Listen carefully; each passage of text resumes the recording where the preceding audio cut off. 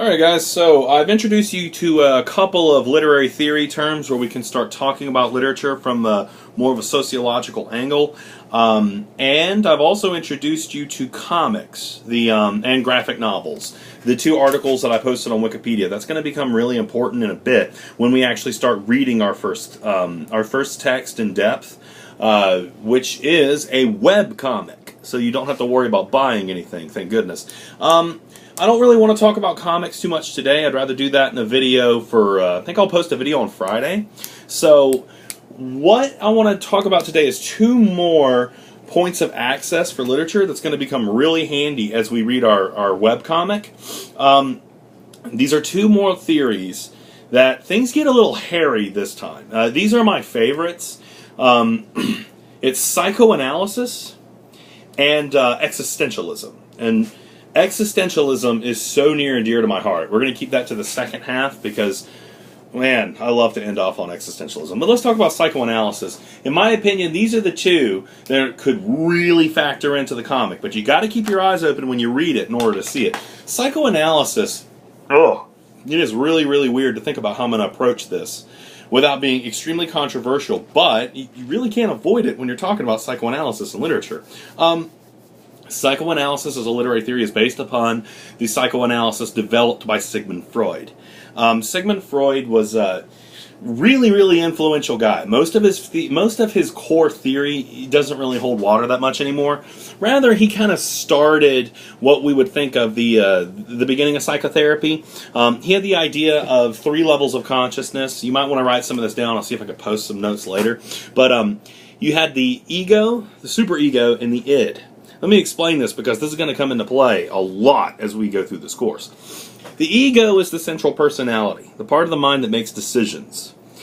The superego has a lot of, it's the control mechanism. That's the thing that keeps you from being impulsive and doing weird, horrific, impulsive stuff. It's your moral complex, your loyalty to society, and your desire to do good and to be good and to conform to standards. The id is the 3-year-old screaming and pooping everywhere and throwing things at people.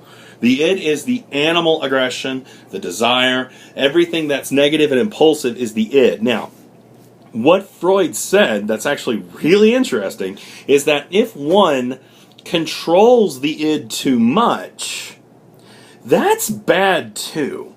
You don't want to completely suppress your desires. Your desires and your impulses must have some form of expression. When people have hyperinflated superegos, that's another form of psychosis. When people are too loyal to the rules, that they don't bend and they don't, take the animal part of themselves very seriously. That's really dangerous stuff. And what Freud came up with was this idea that you have the 3 levels of the mind, but you also have something that goes even deeper. That when you have trauma or disagreements among the 3, the id, the superego, and the ego, that stuff has a tendency to get pushed way, way down. You have the conscious mind, which is what we're using right now in discussion, what you're using to watch this video and think about it. But then you also have the subconscious, the subconscious, unconscious mind. You don't access that mind. It's automatic. It's kind of like the place where, a lot of mechanisms are controlled that you don't think about. But the subconscious mind is, something that you have to kind of really think about every once in a while. Because when you get traumatized and stuff gets pushed down in the subconscious, that causes psychosis. That causes, radically irreverent and messed up behavior.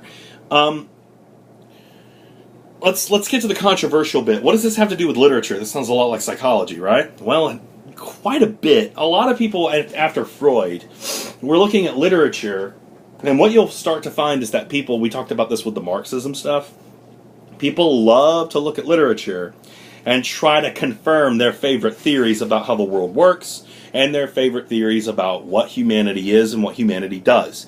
So a lot of people started looking at literature to confirm Freud's theory.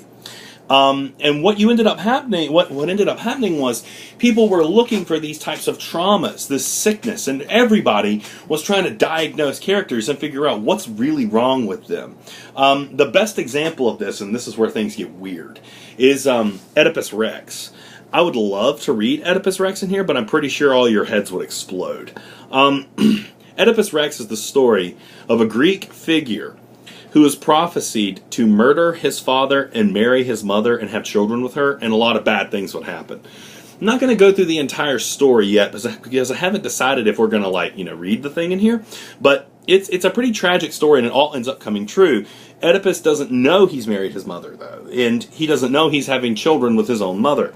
Now, this play is incredibly famous. It's from the ancient era of Greece, and people have read Oedipus Rex and just marveled at it because it's so horrifying. And what Freud did when he was talking about Oedipus, he said Oedipus, and this is really the root of psychoanalytic theory, is he said Oedipus's power over us. And the reason that we find that story so morbidly intriguing is because we all want to do that. Men especially. And there's a really, really weird truth to this, sort of, because according to Freud's theory, a male child will experience hatred and jealousy of the father, but a very strange love for the mother. And this causes a great deal of confusion because, the male child was a part of the mother, and as he grows up, he must separate from her and kind of reconcile these very complex feelings for her. And it's like one of the steps to adulthood, right? So for Freud, Oedipus shows us a breakdown in psychological sexual trauma. That, for whatever reason, Oedipus ends up acting upon you've probably heard this, his Oedipus complex. And for Freud, that's one of the first traumas that we end up, sort of pushing down into the subconscious. We don't remember it, but it's always there. And, most of us are healthy enough to not let it mess with us, but the potential's always there. And that's why when we see Oedipus, the play, we're like, wow, that's crazy. Ooh, I want to go see that play. Because when you think about what's going on in Oedipus Rex, it's why would anybody want to see a play about that? And that was Freud's explanation. One last point about psychoanalysis. I really need to say it because it is such an important part of it. Freud really focused on dreams, and images in dreams are very, very important when you're looking for trauma and you're looking for symbolism. Freud was quoted as saying, sometimes a cigar is just a cigar. And the reason why is because after he did this dream analysis, what ended up happening is everybody started looking for phallic symbolism. And phallic symbolism is simply the image of the male organ. I don't think I have to go into too much detail about that. But it was a real explosion in literature because anytime somebody got stabbed with a sword, everybody was immediately like, oh, he's attracted to him sexually because the sword represents... I know, it got a little crazy. And there were a few instances where it was kind of compelling. There was a story, I think, it was not by Zora Neale Hurston. I'm a terrible literature teacher. But it was a story where a man gets bitten by a snake, and he was a rather lascivious and, kind of gross guy. And he's dying, and this is, supposed to be kind of like a issue of justice in the story. And he's swollen from the snake bite, and one of his eyes is shut, and he's crawling along the ground as a lump of flesh as he's dying and swollen and crawling with this one eye open.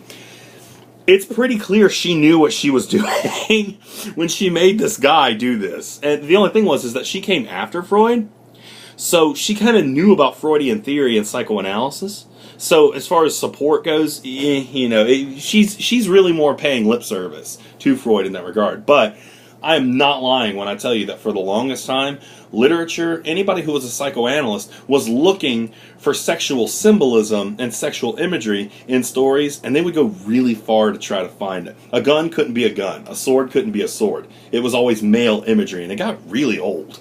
But anytime you're thinking about psychoanalysis, anytime you're thinking about trying to diagnose and trying to really think about what's wrong with a character, you're engaging with a little bit of psychoanalysis. Anytime you see a character as being depicted as mentally troubled, that's kind of the method that you would use. You would try to explore that character's psychology.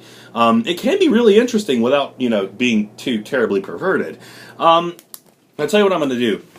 I'm going to end this video here, and I'm going to treat them as two separate ones because it's really difficult to upload all of these in one chunk. So I'm going to split this in half. Next is existentialism. Whew, I'm excited. You should be too.